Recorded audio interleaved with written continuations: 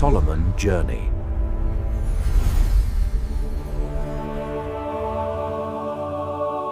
ప్రియ సహోదరులారా, సొలొమన్ journey YouTube ప్రేక్షకులకు నా నమస్కారములు. ఈ వారం మన ప్రయాణంలో భాగంగా పల్నాడు జిల్లా సత్తెనపల్లి మండలం సత్తెనపల్లిలో వేంచేసి ఉన్న పునీత అన్నమ్మగారి దేవాలయాన్ని సందర్శించుకుందాం. ఆర్సీఎం చర్చిగా ఇది మనందరికీ సుపరిచితమే. మేరీ మాత జపమాల మాస ముగింపు వేడుకలు ఘనంగా నిర్వహించబడ్డాయి. కన్య మరియమ్మ వందనము. పవిత్ర మరియమ్మ ప్రార్థించు మా కొరకు.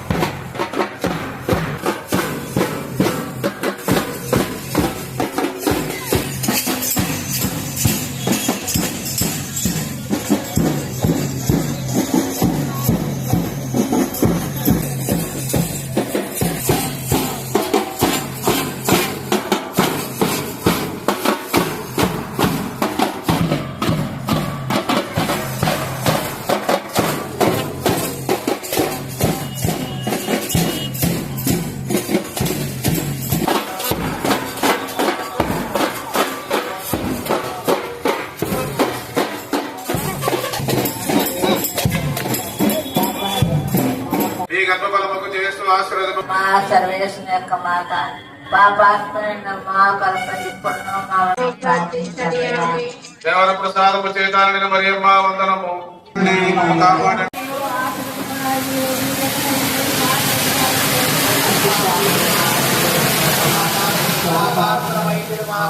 మా కొరకు ఇప్పుడు మా మరణ సమయమందును ప్రార్థించండి.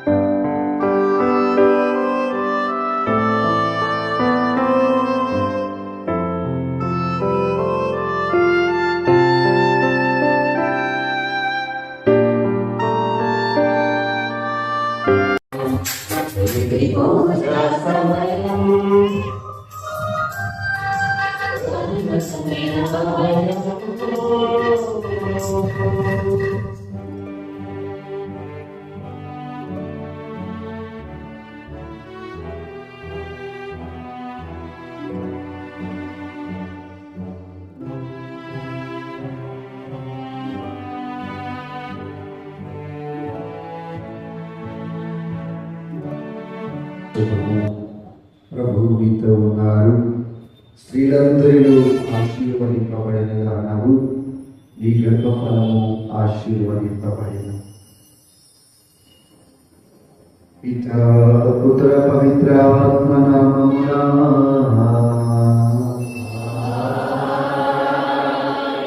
మన ప్రభువైన యేసుక్రీస్తు కృప, సర్వేశ్వరుని ప్రేమ, పవిత్రాత్మ సహవాసము మీ అందరితో ఉండును కాక.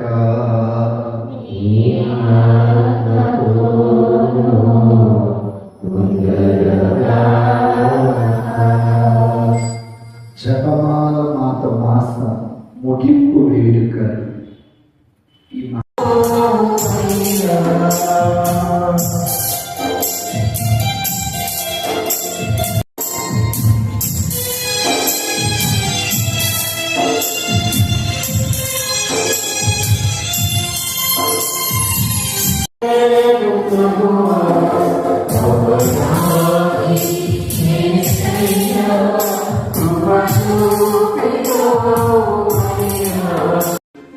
పాపములను మన్నించి మనల్ని నిత్య జీవమునకు చేర్చుదుగాక. ప్రభువా దయచూపుము, క్రీస్తువా దయచూపుము, ప్రభువా దయచూపుము.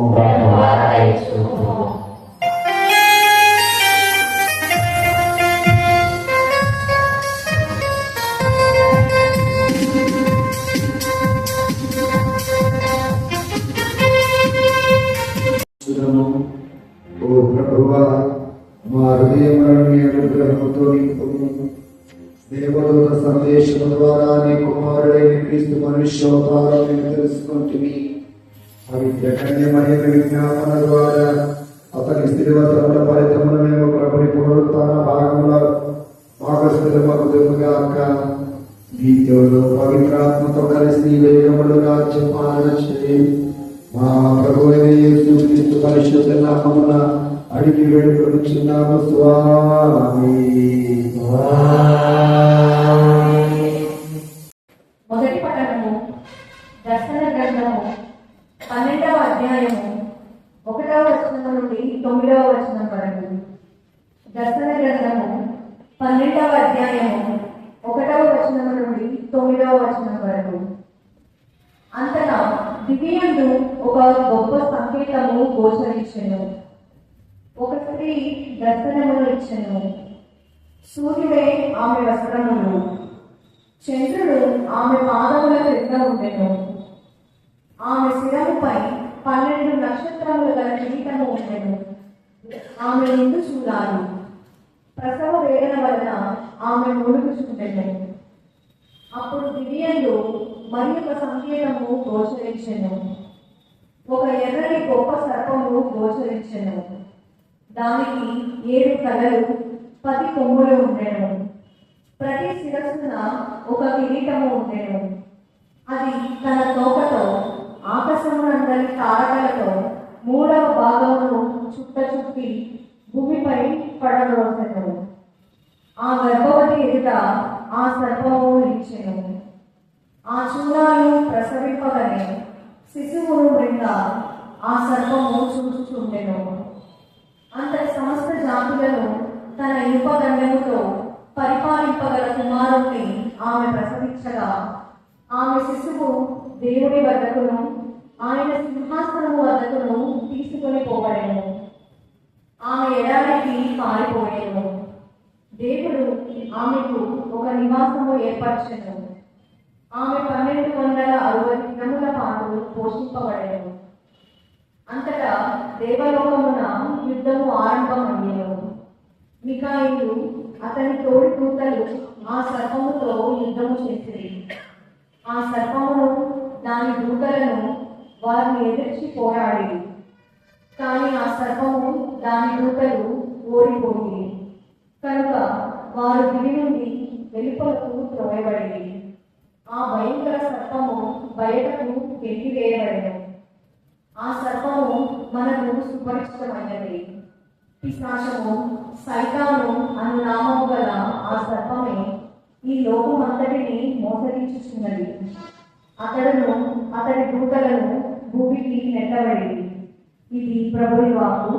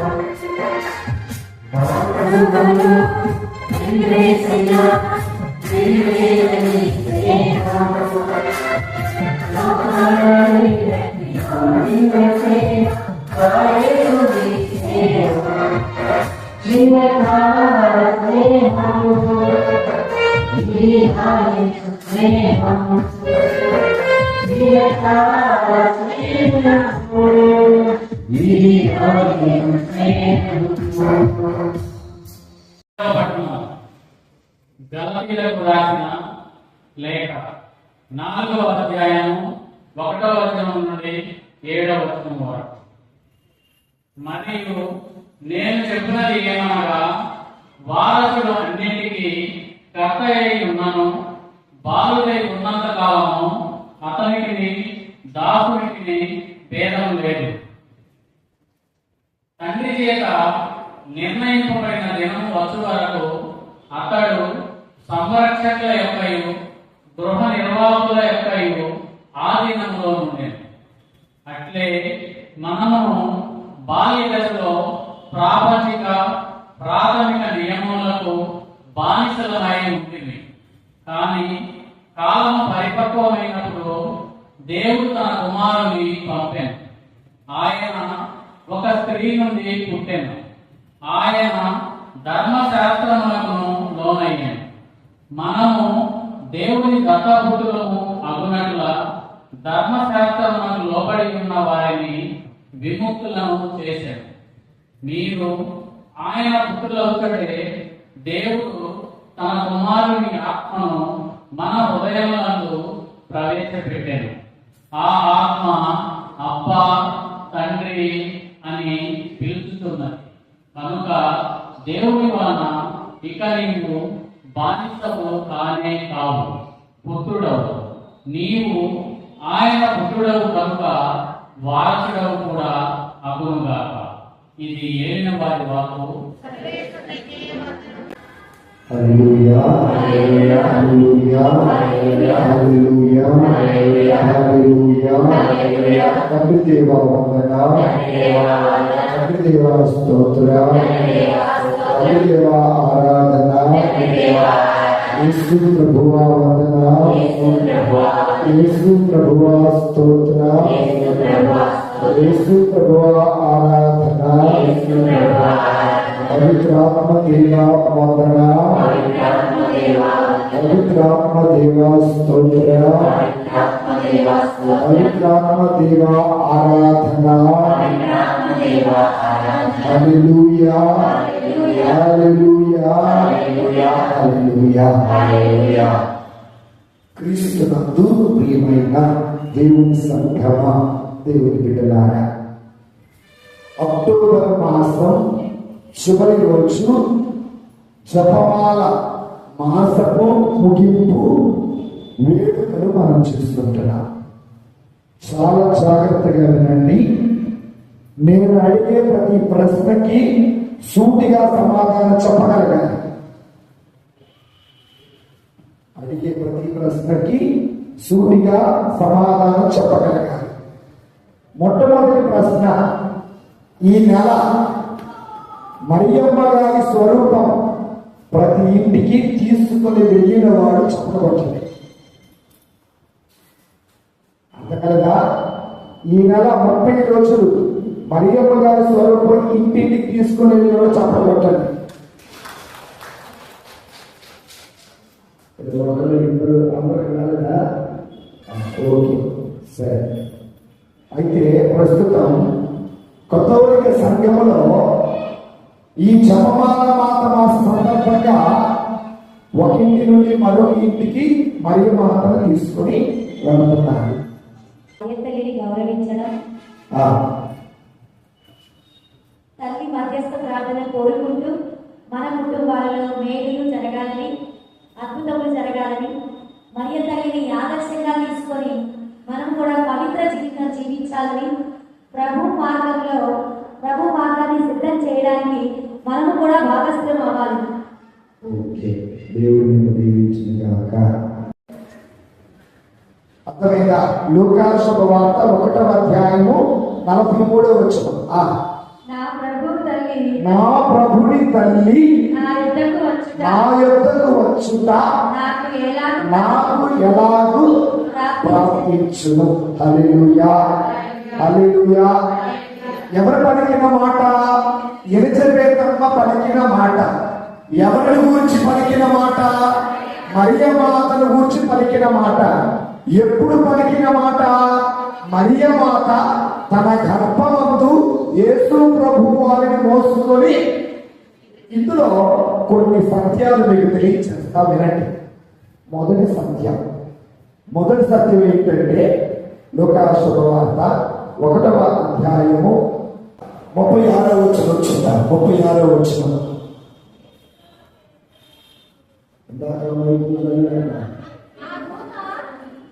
నీ చుట్టమగు ఎలిజబెతమ్మను చూడము, ఆమెకి వయసు పండినది కదా, గొడ్రాలైన ఆమె గర్భము ధరించి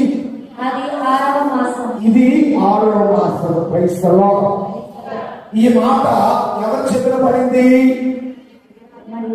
చెప్పండి, ఎవరు చేతిన పడింది?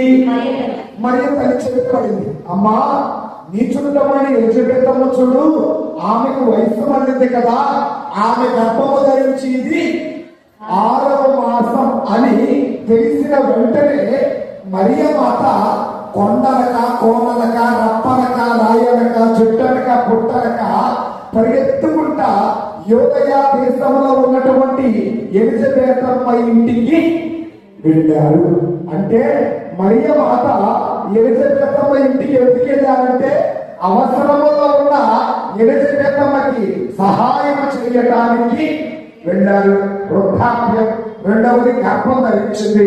గర్భము ధరించిన 6వ మాసంలో ఉన్నటువంటి ఆ వృద్ధాప్యురానికి ఒక మనిషి సహాయం అవసరం.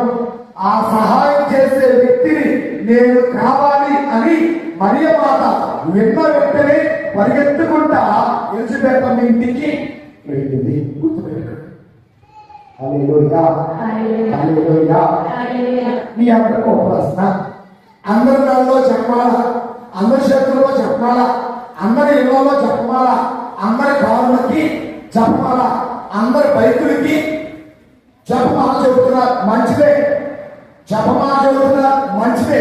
నా ప్రశ్న, వృద్ధాప్యములో అవసరములో ఉన్నటువంటి ఎలిజబెతమ్మకి మరియమ్మ గారికి సహాయము చేశారు. ఈ రోజున నీ అత్త, నీ మామ, నీ తండ్రి, నీ తోడుకోడలో మంచాన్ని పడి ఉంటే జపమాల చెప్పుకొని చెప్పేవాళ్ళంతా పోయి పలకెళ్తున్నారా? నా ప్రశ్న మీకు అర్థమైందా? మరి అది అది పలకలేదనుకో, ఆ తల్లిని పలకనీయకుండా, ఆ మామను పలకనీయకుండా, ఆ అత్తను పలకనీయకుండా, ఆ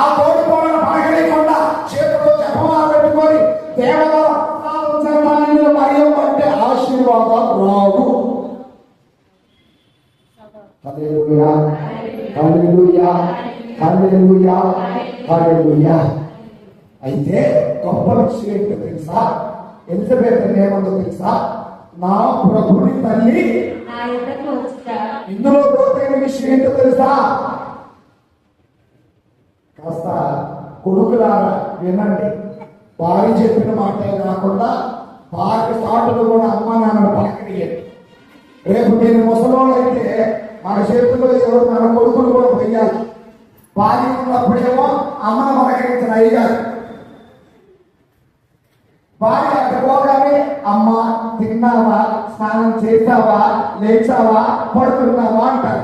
భార్య ఉంటే కనీసం తల కూడా తిప్పడు. ఏ కొడుకులు ఏమండి మా అమ్మగారికి బాగోలేదంటే మీ అమ్మని ఇక్కడ తీసుకురా, మీ నాన్నను తీసుకురా, ఏ నెల తరబడి ఉంచు. ఏ నీ అమ్మ లాంటిది కదా నీ అత్త, నీ అత్త లాంటిది కదా నీ అమ్మ ఆమెను పలకరించే మనసు నీకు లేదు. కానీ ఇక్కడికి వచ్చి దేవవర ప్రసాదం చేత నిన్ను మరియమ్మ చూస్తున్నది. అంటే పెదవులతో జపమాల చదువుతున్నావే కానీ నిన్ను మనసుతో జపమాలా? మరియమ్మ లాంటి మనసు నీకుంటే అవసరంలో, వృద్ధాప్యంలో, అనాథ శరణాలయాల్లో, హెచ్ఐవి సెంటర్స్ లో, ఎయిడ్స్ సెంటర్ లో ఉన్న వాళ్ళ దగ్గరికి రెండు ప్రేమగా పలకరించు. ఓ గొప్ప అన్నం పెట్టు, ఓ వస్త్రం ఇవ్వు, ఓ నేల ఇవ్వు. అది నిజంగా జపమాల జరపడండి. ఇప్పటి వరకు మొదటి భాగం వీక్షించాం కదా. తిరిగి రెండో భాగంలో మళ్ళీ కలుసుకుందాం. అంతవరకు సెలవు మరి.